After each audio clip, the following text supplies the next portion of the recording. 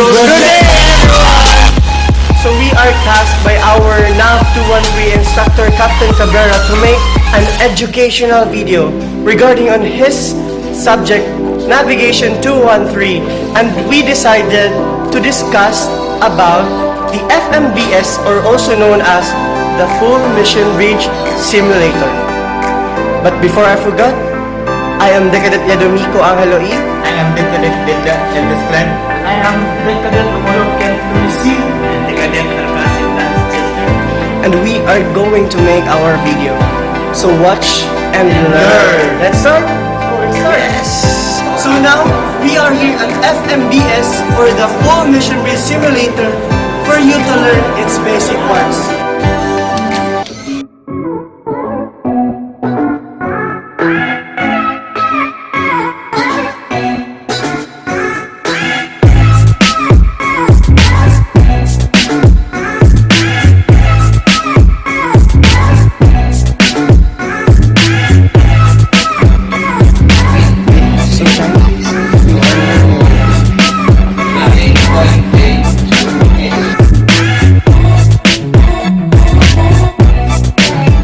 So at last, we are here inside this simulator, and we are going to start to discuss its parts. So this is the plotting table. Plotting table is composed of engine alarms, GPS, echo sounder, and VHM. This part, it is used for voyage planning. So these are the materials used for navigational planning. So first is the compass divider, second is the triangular ruler, and last is the navigational chart.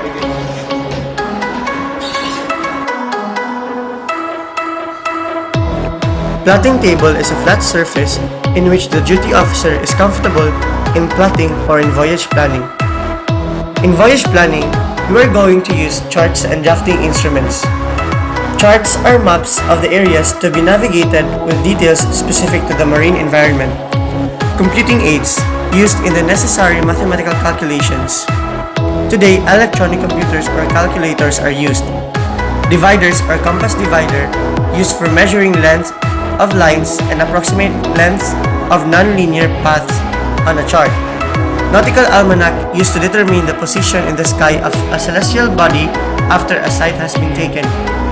Parallel rulers or triangles used for transferring a line to a parallel position, also used to compare the orientation of a line to a magnetic or geographic orientation on a compass rose.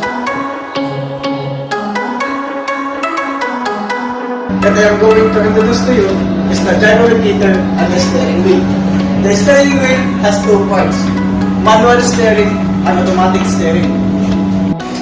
Starboard 5. Starboard 5, sir. Starboard 5, rather now, sir.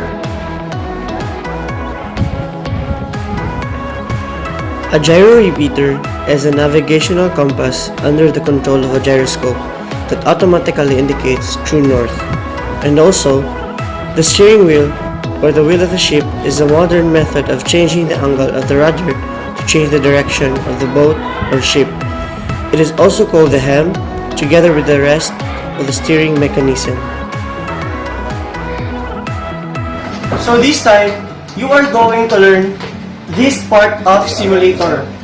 We have the panel headboard, in which we can see the depth in meters, the heading, the rate of turn, the wind, the rudder angle, the list of degrees is either port side and starboard side. And of course, the ECDIS, for the electronic charge display and information system. We also have the overall conning system, in which we can see the thruster, steering wheel, VHF, throttle, and of course, the computerized conning system. And lastly, we have the ARPA, or the automatic radar plotting aid, in which we can see ECDIS, or an electronic chart display and information system, is a geographic information system used for nautical navigation that complies with International Maritime Organization regulations, or also known as IMO, as an alternative to paper nautical charts. IMO refers to similar systems not meeting the regulations as electronic chart systems. ARPA is a marine radar, or also known as automatic radar plotting aid, which is capable in creating tracks using radar contacts. The system can calculate the tracked object's course, speed, and closest point of approach, or CPA, thereby knowing if there is a danger of collision with the other ship. A coning system is a screen-based information system. Sensor input data and corresponding orders, set points collected from individual sensors and instruments are logically grouped and presented on a screen for easy viewing from the primary workstations. The coning information display system uses graphic information display technique and locates the data inputs appropriately around on a symbol illustrating the configuration of the ship. Bridge and watch alarm system is available as an integrated function of the coning display, with clear alarm message display and acknowledgement functions at every coning display. Orders displayed, such as course to steer and radius for the turn-in process. Also, status information displayed, such as heading, rudder angle, speed forward and astern, as well as outward ship, thruster pitch, main propeller RPM and pitch, water depth, and of course, true and relative wind speed and direction. So that was our FMBS educational tour. If you like this video, please subscribe and please click the notification bell for more updates. Bye-bye!